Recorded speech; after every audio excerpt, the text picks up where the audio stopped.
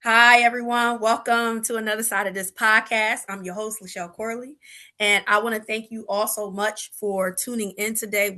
You are in for a treat. Today, our topic is reframing self love. We're going to definitely honor the love month of Valentine. February being Love Month, but also we definitely want to honor Black History as well. It is a great privilege for me to have our special guest today. I look forward to sharing with you all about her. So let me do that. Let me do that before she joins us. So our special guest today is Koya Bakare, and she is a U.S. United Queens Ambassador of 2025. She's the founder of SMK Experiences, a brand that focuses on resilience, empowerment, and reclaiming one's voice. We're all about that here. Through her platform, Self Love Ignite to Empowerment, Koyo speaks on the power of mental, emotional, and spiritual evolution of always becoming. She is a sought out speaker at conferences and a national and international podcast guest. She uses her voice to inspire others to move from trauma to triumph. She's also the co-founder of Pat's Hearts in honor of her late mother, Patricia D. Staten, to extend emotional and financial wellness support to others. Koyo is also featured in InStyle, Vogue, Essence, and more. She serves to be a breathing example of hope, reminding all that genuine love begins within. She is also a proud member of the wonderful ladies of Alpha Kappa Alpha Sorority. She holds a bachelor's in English and Spanish pathology, speech pathology from Elizabeth City State University. She has an MBA from Baker College, and she's currently completing a doctoral studies in Andersonville Theological Seminary in Walden University. Koyo lives by this African proverb: if there is no enemy within, the enemy outside can do me no harm. And this affirms that when we love and when we love and strength with love and strength within, nothing external can diminish the purity of one's essence. So Koyo is a survivor of some very challenging life experiences, but I want you to know that she has also been able to use those experiences to propel herself forward. And she's here today to share with you just how she's been able to do that. So Koyo, can you please come on in? Thank you for being here. Yes, good morning. It is such a pleasure to share energy and time and space with you. Yes, as I read your bio, I was like, wow, like she is out there making an impact, having an impact. Thank you. Many Thank you. times when we deal with life challenges, there comes a point where we got to make a decision. Surely. We got to make a decision. Surely. How am I going to allow my experiences to move me? Am I going to stay in it, or am I going to utilize the experience to move me forward? And from what I read, you definitely are moving forward. I know there's probably still some challenges even with moving forward. So Mhm. before I go any further with anything else, I'd like for you to kind of share with us about yourself, Koyo. Tell our audience a little bit about your story so they can get the background understanding of where I'm coming from. Absolutely. Thank you for having this platform, this sacred platform to talk about those things, those topics that are sometimes and quite often quite uncomfortable, but in the spirit of love and becoming so necessary as we're seeking to elevate in our own humanity. As one can see, I don't have on my tiara, but the big earrings and all that. I'm U.S. United Queens Ambassador 2025. What that says for those who aren't familiar in pageantry, what happens in systems once you have had a national title. I was Elite Miss US United 2024, and I was so honored that the system asked me to continue my reign to represent them.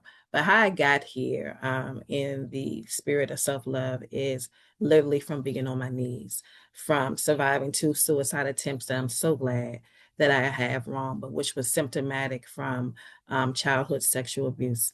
And then that morphed into bulimia, which Definitely no badge of honor, but where I was slowly killing myself. And then within that time, I had that mindset to no longer be here. But there's a power in knowing and finding out first who you are.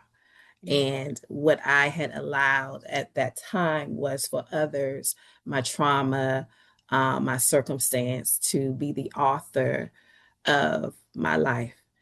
I realized with therapy and I'm a spiritual woman, just walking with my beautiful mother, who we hopefully would talk about a little bit, who was pivotal in saving my life, that I have the right to write my own love story, which Yeah. is my own, the greatest book ever written, as everyone else does.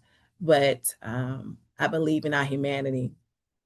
We have this thing sometimes. I like to say we have a heart condition where we give so much of ourselves. And it's that not that we don't care for ourselves, but sometimes it feels more comfortable to empty out versus to pour back in. Yeah. And when I realized that I could use the mechanics of my hand, literally and figuratively, to pour back into myself, it changed the trajectory of my life. I was no longer a prisoner to the commode or had these ideations of wanting to be here. So my story is again not one that I'm necessarily proud of from the the trauma, because that's very hard. But I love to celebrate where I am now. It was a journey. It was a journey. So thank you for having me, and I hope my words are able to support someone in their own. Yes, thank you. And You're welcome. I definitely want to honor mom, Oh yes. because Yeah, it's nothing like having healthy motherly love, sure. Without because question. it can become that motivation that even if mom is not here, Mm, it's something about the impact, her presence still, her voice, her words still being fuel to the fire within you. absolutely. So if you don't mind, can you share with the audience about that relationship you had with your mom? Sure. I didn't know everyone didn't have a mother like mine. Mhm. My sister and I literally hit the jackpot. I miss her sorely. Yeah. I had the gift of knowing my mother loved me. She loved me and my sister without pause. And so when I was dealing with my trauma, there was a couple of um, mental things that I was processing when it came to my mom. One, when it came to the trauma, I knew my mother loved me so hard that if she was aware of those who had assaulted me, because your the mother bear and the daddy bear, in my case, my mama bear is going to Yep. go after and defend her cubs. And That's right. would I, in my very tender young age, though I couldn't process everything that was happening, as I got older, I became then more afraid that because I know my mother's going to protect me, that I would lose her to jail. I knew my mother was going to protect me, and so for some years I kept a secret. However, it was just too much for me to bear. Yeah. And my mother just was always there, a very spiritual woman. So a lot of times I thought I was hiding some things, but she always knew. I say that in the instance where the second time I unfortunately tried to commit suicide. I took this time. The first time I took a bottle of pills, it didn't work. So think of that. You no longer want to be here. You've told that you're inept and everything and so many things, and then you couldn't get that right. So I was devastated in that sense. So the second time I thought I could up the ante and I did a bottle and a half. It didn't work. But what I did hear was the phone ring. And that's why I thought, oh my God, I couldn't even get this right. But on the other side of the phone was my mother.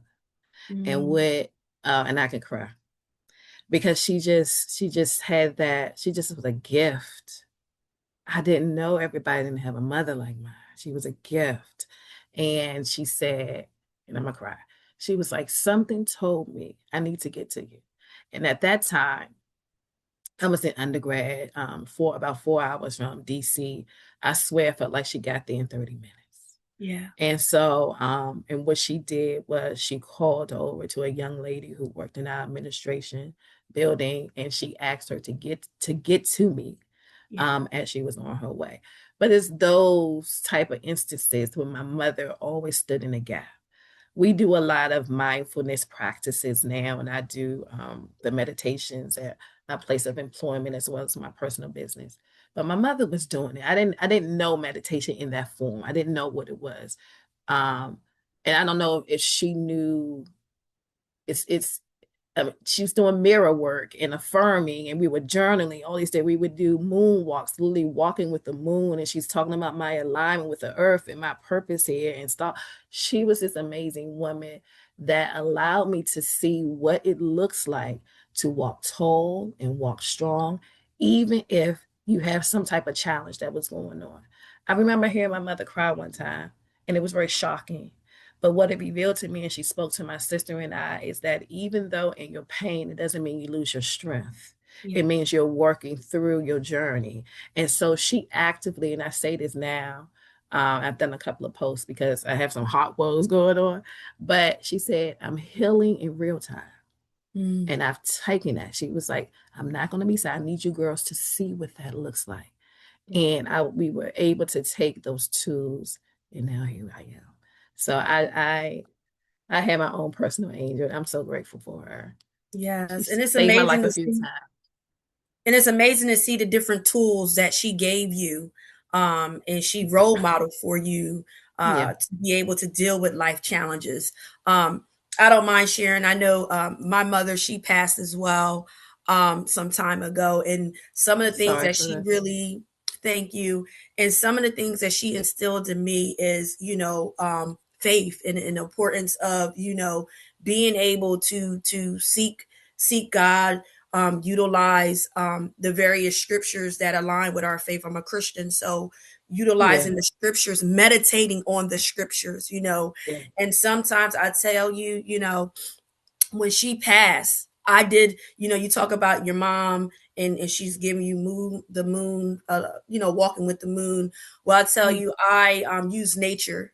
I yeah, use nature as a tool to help with that grief as well. I would walk in the park and I would recite the different scriptures from the yeah, Bible to comfort yeah, me. And it's just amazing how, like, mm, being able to carry the tools yeah, from a mother who yeah, had her way of dealing with things, right? And then now absolutely, her passing that on and you seeing the benefit of that. So um I thank you for sharing that. I definitely thank you absolutely, for sharing that.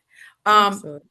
I like to also talk about this concept of self-love. Sure.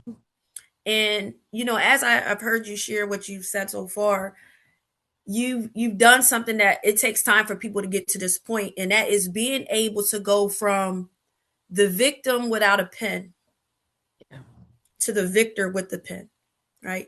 And the victor with the pen represents a person that is saying, I will not succumb to the narrative that was written for me. I will write my own narrative, sure, right? So sure. hearing how you were able to, have the traumatic experiences, and then questioning your desire to even want to be alive, um, and getting support in those moments, the counselor, your mother, and being able to have those people kind of like be the wind under your wings to put you back in position so that Sure. you can grab your pen and begin to write your story in a Yeah, different way.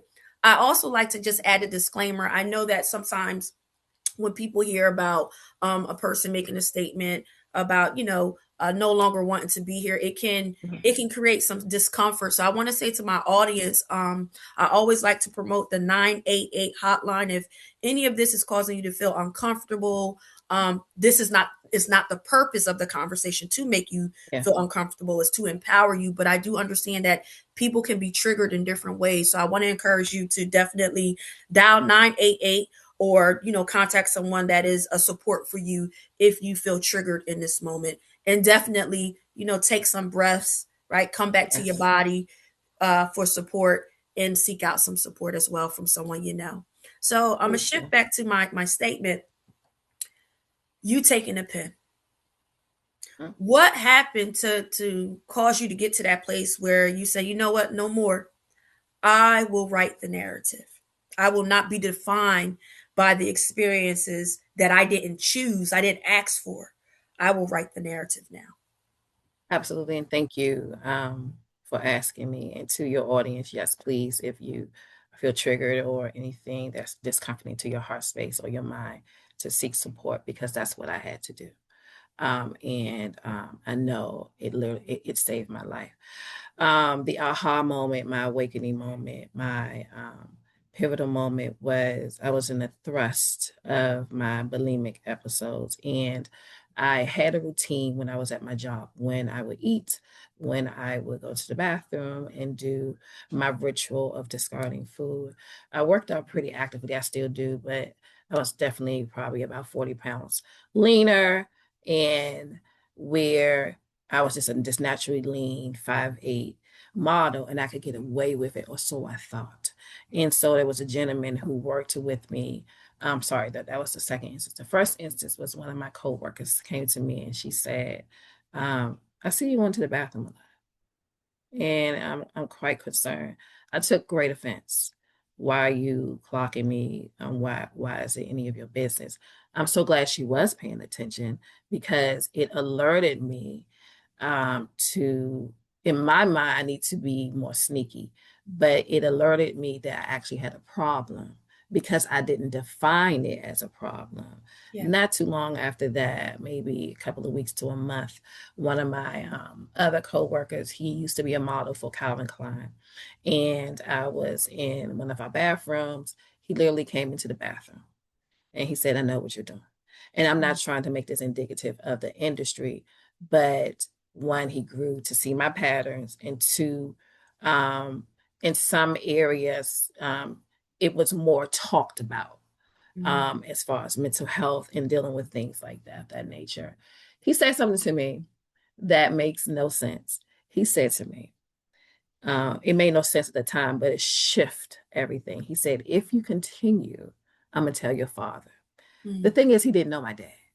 Phones and things like different, but because of the reverence I have for my father, Yes. DC's not that big. He knew enough about my dad that he can contact him.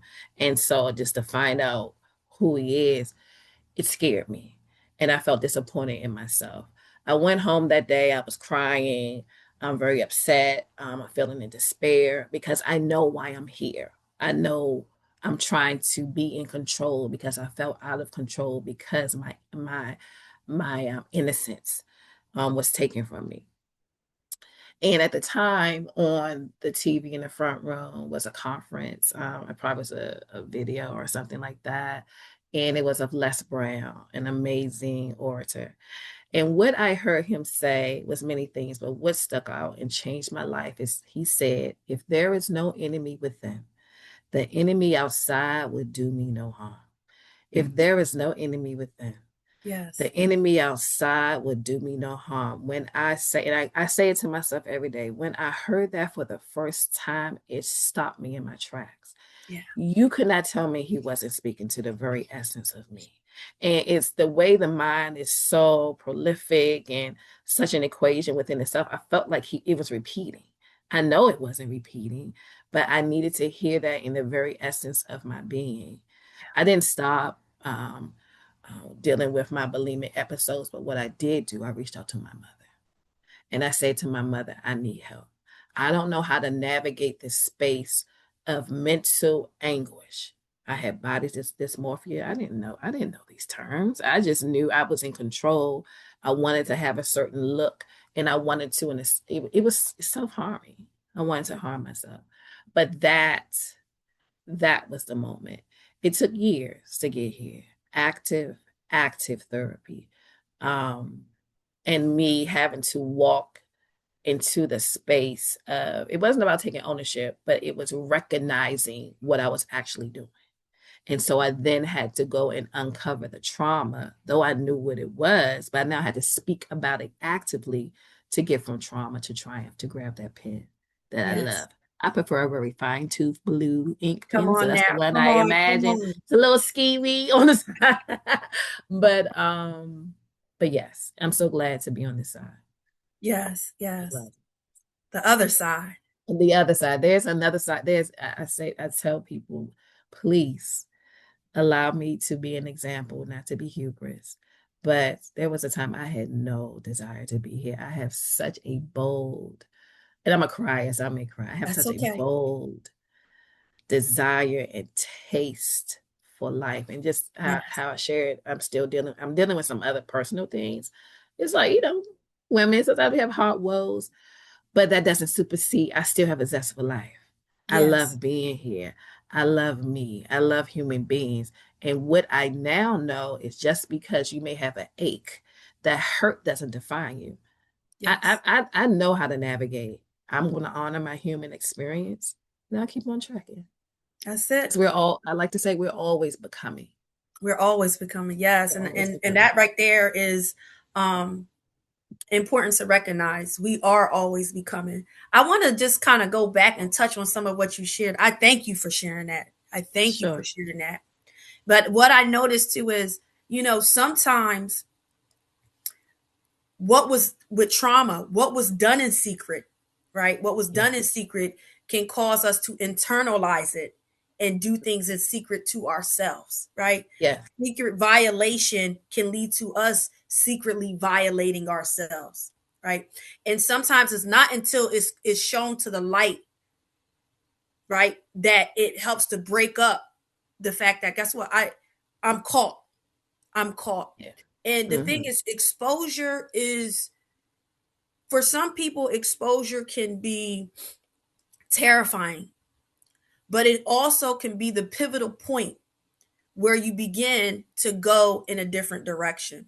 And I'm listening to what you said about that, the at the fashion week, and what the guy said to you, how he was going to tell your father. His Mm-hmm. exposure, saying that to you, was a form of love. Yes. You know, and many times when people's patterns have been exposed, and those who recognize it say, hey, like, this is not okay. Mm-hmm. And there are people who would, fight against that because they're not used to someone not normalizing it, not Yeah. co-signing it, but actually saying, this is not okay. This behavior, this pattern is not okay. And I'm telling you this because I believe that you can do better, right? So Koyo went out a little bit, but we're still here. So the point of the matter is that, these, sometimes people do call out our patterns, but calling out our patterns should never be from a place of, feeling condemned. It should be from a place of believing in you to rise higher and go higher in your becoming, as Koyo said. Are you there, Koyo? I do apologize. Um, and I'm hoping that I'm actually hoping you're still recording. I am. No, this is Yes, great. I love though. That's a real life, and we Yeah, continue and we we're gonna pivot keep and we going. keep moving. My laptop died, and I do apologize, but we're back. Yeah, yeah, it's no problem. We're gonna move with it. I was Sure. just saying how, like, that's a sign of love when a Yeah. person calls out patterns and behaviors that you may be exhibiting, and they are concerned for the impact of those behaviors and patterns. That is a sign of love. Yes. You know, people who don't care won't say nothing. They could Yeah. be afraid to say something, but for a person to say, I would rather take the chance of you being disappointed and me Yeah. still telling you because I care about you, than for me to say nothing and just go buddy buddy with you, knowing that you are doing something that could be detrimental to your livelihood, your ability Yeah. to be alive. That is Mhm. love. Absolutely. And That is, love is free. And love is free. It doesn't cost a thing. yeah. And it's that anchor um, that we all need. And it has so many amazing dynamics. So yes, it definitely was love. And I'm so glad that it was extended to me. Um, uh, we've been talking so well. I haven't been even looking at my questions, but I do have some questions written down to Sure. ask you. Absolutely. Absolutely. When did you start setting boundaries without feeling guilty? Oh my gosh. Because that's a form of love. Boundaries are a form of Absolutely. love. Okay. Absolutely. Um, I want to say in not too far from when I started therapy. I want to say that. However, I can identify, I felt in my 30s, when I was about 35, that I had created this foundation where I can define my journey on my own. And that included first being the receiver of love, self-love, right?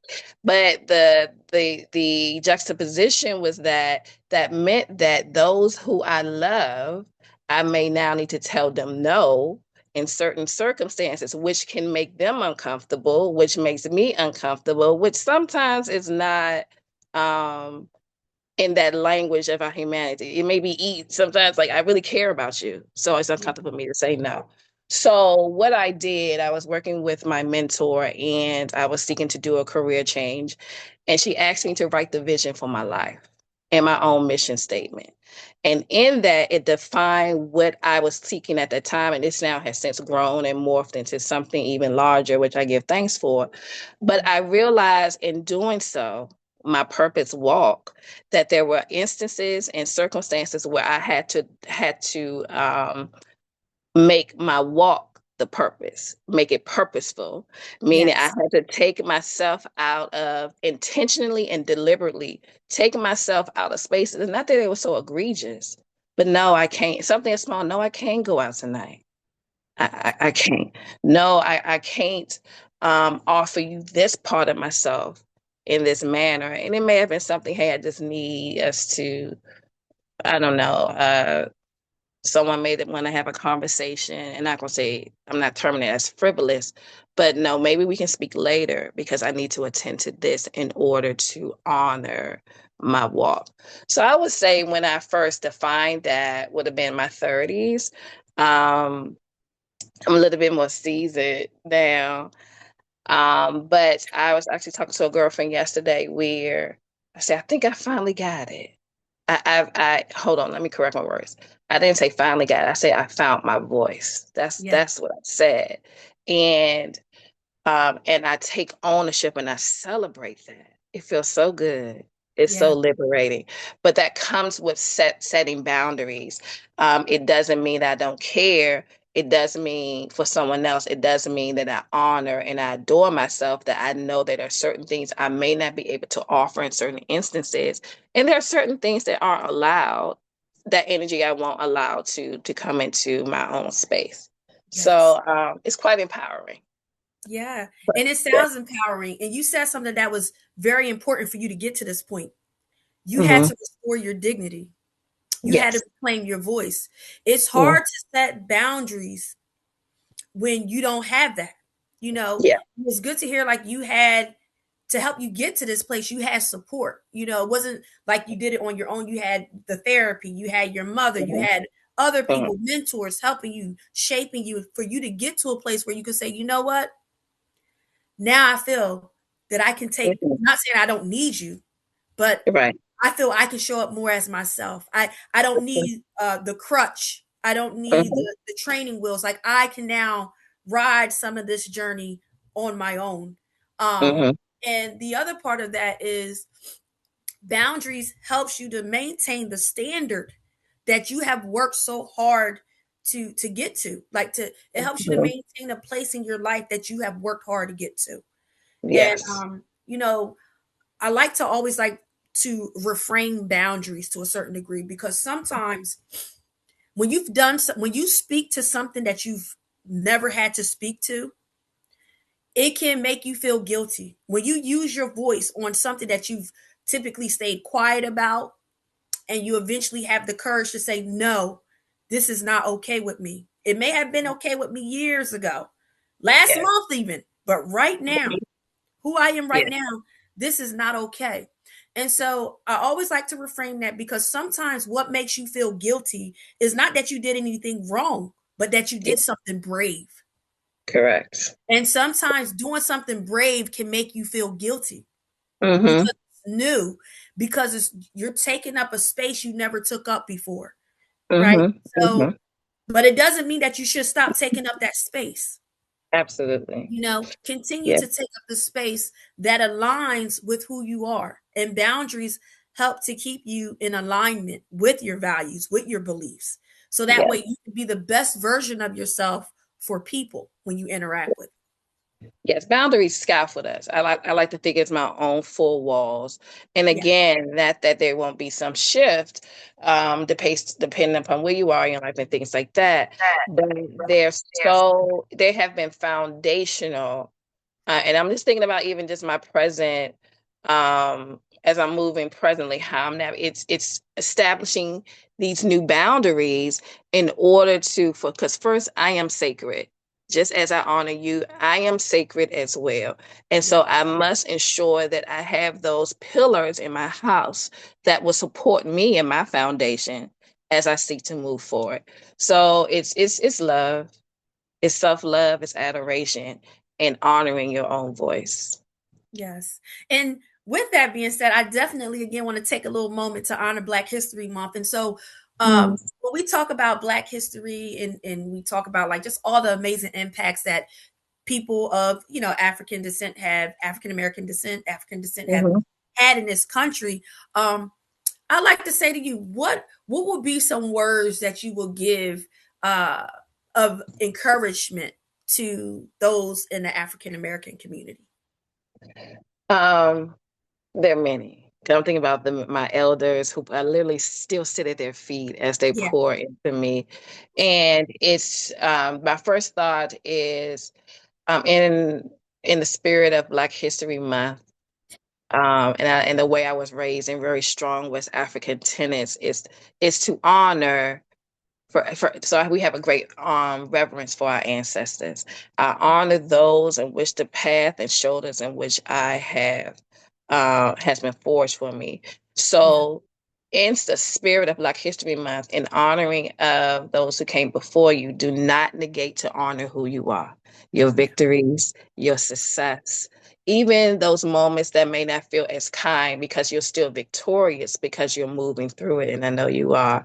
There's a power in who we are as African Americans. There's a resiliency, there's a tenderness, there's a uniqueness that cannot be emulated anywhere. And we can go through all the books and all the accolades and the history, but in doing so, do not forget to count yourself as yes, part of that as well. You are Black yes, history. You are Black excellence. One may say, oh, those are just titles, but it's so true. Again, it comes back into the heart to identify that you have contributed to the elevation and the beauty of humanity. Your yeah, presence, your energy, what you thought was small, but it actually helped to shift someone's life, that helped yeah, to shift someone's life, to help shift someone else's life that has added to our overall story. So first, congratulations on your success in our share today. Like I like to say, you are amazing. And don't forget to celebrate yourself too in honor yeah. of the spirit of Black History Month. Thank you for that. Thank you for You're that. welcome. I want to tap into. I know we're getting close to time, but I want to tap into the title of this podcast, which was "Reframing Self Love." And Hmm. I know a lot of times when we talk about self love, a lot of times it's taken from a stance like, oh, you're being selfish. It's about you feeding your ego. It's about you being self centered. But I definitely want to provide a different side to that. And I definitely would like your feedback on that, Hmm. Koya. So when you hear that, when you hear people say, well, self love is selfish, how can we see that in a more empowering and uplifting way? So I think it's words have energy, right? And I'm mindful that we all can construct our own definition of words based off our experiences. But it's first identifying what is love. This is so let's deconstruct that. What is love? And when we now identify, and I look at it as something pure energy that's pure and rich and broad and free and liberating and can be undefined. And then if you put self with that, it's that same energy you want to give to yourself. So how is loving self that's pure and free and liberating, gifted to yourself, how is that selfish? Now, one can say, oh, because you're thinking about yourself, but we have to. It doesn't mean that you're negating anyone. It's that you're putting yourself into that equation. And so I think when we look at it from that lens, that you too are important. You too are worth adoration. You too are worth time to build and create and to stand firm and tall, just like you would offer it to anyone else that you may carry in your heart space. Then it's not selfish. It's self-care. It's self-awareness. It's standing in liberty. And if you want to look at it even from a spiritual perspective, take any of the religions where it comes to we are children of the Most High Creator. And it all fuels and is fomented in love. Why wouldn't you love yourself? So that's why I would say this to drill down and do a shift in the thought of what love is and then apply that to yourself. Yes, thank you. You're And welcome. just to add to that, love is action. Absolutely. And so love is a healthy actions, so self-love is healthy actions towards myself. Mm-hmm. One thing I always, when I'm working with, teenagers and things of that nature, I always ask them, how do you know someone is mistreating you? How do you Mm-hmm. know? How do you know someone is not loving you well? How do you know? A Mm-hmm. lot of times it's because they're treating you worse than how you treat yourself, or they're Mm-hmm. treating you worse than how you have been loved by your guardian or your parents. So there is Mm-hmm. a standard to love, but the starting point to any form of love is within. As the saying go, you can't give people what you don't have. Sure. So being able to take care of home, love home, which is you first, is important to what you give out to others. So the Yes. action of the having healthy interactions with yourself is the starting place of love. One of the starting Absolutely. places of love. Yes. I have another refrain with this concept of self-love. Self-love is about perfection. How could we look at that in a different way? I would say, what is perfection? What is perfection? I don't believe in perfection. I believe in perfectly perfect, and I use that from a lens more from a spiritual perspective. But it comes back to me defining what that looks like. Now, of course, one's definition may look totally different from mine, but if something is perfect, and again, this is my lens, does that then leave room to elevate and to grow? And so with what I believe we're always becoming, that means I'm growing and elevating always. It doesn't mean I cannot be a master or have mastery somewhere, but it means that I'm always a work in progress. And I celebrate that about Yeah. who we are. And so, um, can you give me what the metaphor was? You said about perfection? Because I want to make sure I don't lose my thought. I'm so sorry. Can you give me what the metaphor was, the contrast you said that's Yeah, well, you're it's just seeking perfection? right. So self-love, a lot of times people think self-love may be I got to be perfect. Oh yeah. And No. the Okay. contrast actually to one of the contrasts to that is acceptance. It's not so much about you being perfect, Perfect. but it's about Yes. you being present. It's about you accepting who you are presently and having Mm-hmm. to make decisions on, like what you said, becoming. Do you want Yes. who you are presently? Are you Yes. okay with who you are becoming presently? Yes. So self-love Absolutely. is about acceptance, not perfection. None of us is perfect, but our None of us. imperfections do not give us an excuse to continue with poor behavior, especially Absolutely. if it's impacting how we're showing up in the world. Absolutely. And if I want to add to that, a friend of mine once said, he was speaking about one of his relatives, and he said he was present and he was present with power. And Yes. that's what I'm always seeking, because I can be present and you may think so, but I want to be the best self I can be in that moment. So I need to stand as firmly as I can with power. And that means I have an awareness of what's going on. I know I have my boundaries. I have my own core values, and I'm showing up not only to support you or in whichever circumstance, but I'm also acknowledging me. Yes. I'm here, present with power. Yes. And it's also with perfection comes performance. Mm-hmm. It would performance comes self-sabotage and self-abandonment. So again, acceptance, presence, flaws with progress, working through those flaws, becoming, all of that is a form of being more in tune with genuine self-love. Absolutely. I have another one. Actions, a lot of times people think they're defined by their actions, right? Like if I'm not doing something big, then I'm not that special. So how would you reframe that for those people who say, well, I may not have a degree. I might just work a job that seems simple. Like, I'm not really special.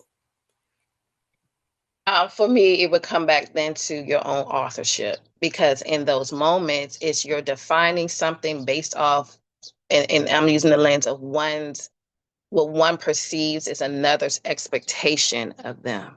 Yeah. I was there. I can attest where I've done things because I thought someone I cared about, and I'm gonna use myself even as a child, where I may not have wanted to. I didn't want to play the clarinet.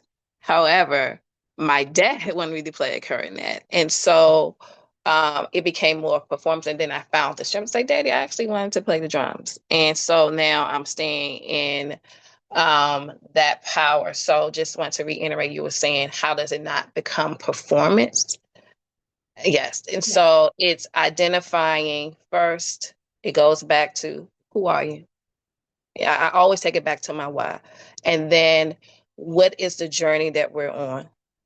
And so it now becomes, I'm not a thespian in this journey. I'm not a performer, because I'm focused on my why. And my why is focused on what I'm bringing to the earth. And in order to edify myself, it's not what Lachelle needs me to do, or what even, let's say, my mother needs me to do. It's not that you can contribute, because you will contribute and you do contribute to my life, but it's about my why. And the lens that I have, it won't become this theatrical Shakespearean. Yeah. um, it will be about what's necessary for my life work. Yeah. And so that to me is non-performative. Now, it may look a different way to someone else, but it's those necessary steps and roadblocks that are helping to edify and uphold the pillars that are in my life, that are the erection, the construction, the architecture of my life journey. And it comes back again to my purpose, my why. That's it. So Thank a you. few And steps. the You're purpose welcome. of the purpose of why also stems to mindset, and Absolutely. that's another thing that's critical with self-love. A lot of times, yes, the actions follow, but what is your mindset? Because again, Hmm. that is the starting point to how you see yourself and value yourself and believe what you're capable of doing. It starts in your mindset. So a lot of times self-love also includes, how am I renewing my mindset? Mm-hmm. Am I being able to recognize, okay, certain thoughts I'm having don't reflect the light. It reflects a darkness. It reflects um, a side of myself that is preventing me from being more of the light, or being more effective and impactful into the world. So self-love is cleaning up here, cleaning that Absolutely. mental space and putting things in better perspectives. Um, Hmm. the last thing I wanted to say is, another reframe is, how can I do better? Right? A lot of times people put so much pressure on themselves. I got to do better. I got to do better. I got to do better. But again, I want Hmm. to bring you back to something that's important. And that is reframing that to, how can I accept myself as I am right now while Hmm. nurturing my growth? Yes. I believe the first step is identifying you are a human being, and this is me. You are, and this is what I had to do. You are a human being who's walking a life with success and glee and challenges and some, even some barriers, right? Yeah. But that doesn't define me. And so that's what I had to first identify, that even some of my hiccups and things like that, um, that's not who Koya is. And everything I do comes back to my why. And what am I doing in order to fulfill that on my life journey? And so that's what I offer A lot of times we have these narratives and these stories and these expectations that are placed upon us by others. And we become a main character in there because we like to please and we care. But then we need to come back. And I pause because we talked about renewal. I feel I renew my mind every day. I have to go over what is it that you're doing, what is you seeking, because sometimes I can come off track and I can get caught up in the moment. And that's not necessarily a bad thing, but I have to remember the overall why. So it comes back to, what is your why? What is your purpose? And if you don't know, my mentor said to me years ago, she says, what comes easily to you? You don't have to force it. And from there, we were able to erect what is my purpose and what is that mission that for me, what God had and my ancestors have on my life. So I hope that offers insight. Everything from self-love, self-awareness, it comes back to me, to my purpose. And my purpose is then, it helps to forward my life work. And so I offer, who are you? Who are you? And that piece, that deconstruction, because now you have to pull back layers of all these different labels and titles that have been assigned to you. Some are loving, some may not be. And you have to figure out at the core, at the essence of who you are. Who are you in the midst of that? And you may be many of those wonderful things, but there may be so much more to you. I realized I had the nerve to realize I actually liked myself. Then I had the nerve to realize I actually loved myself. And I'm a fake comedian. I said, girl, you're kind of funny. And so I had to, but that came with an evolution of my mind, a renewing of my mind, rewriting my script, but taking hold to, first, I want to be here. And in me wanting to be here, I then was, how can I be here? First, I had to learn to like myself. Then I had to do the work to love myself. And then I wanted to be seen, not from a hubris perspective, but I wanted to add some light and hope to the world to help to bring about change. But it all came back to self-love. It all is fueled and birthed out of self-love. It's nice to be, I'm happy to be here. Yes, I thank you for sharing that. Well, we're going to get ready to close everything up. I just want to add one thing, and that is what you just said. This your last statement was so powerful. I want to be here. I want to be here. I like myself. I love myself. Right? I am someone worth investing in. Whether people like that or not, it doesn't matter. I like it. Right? What is my why? What is my why? What is your why? What is your why? Right? What do you want to do with who you are now? Flaws and all. How do you want to make things a little bit better? So this month, I hope you take some time to give yourself some love because you deserve it. I hope you take some time to work on changing, reframe how you're seeing yourself. And I hope you can see yourself in a positive light because you deserve that. Again, thank you for joining us. I'm glad for you to hear how Koya made it to the other side in her journey. I hope you found some inspiration. And my hope is that you reframe, you change how you're loving yourself so that you love yourself better. So thank you for being here. Thank you for watching, Koya. Thank you so much for being here. Thank you for your time. And how can the audience follow you? Where can they go to follow you?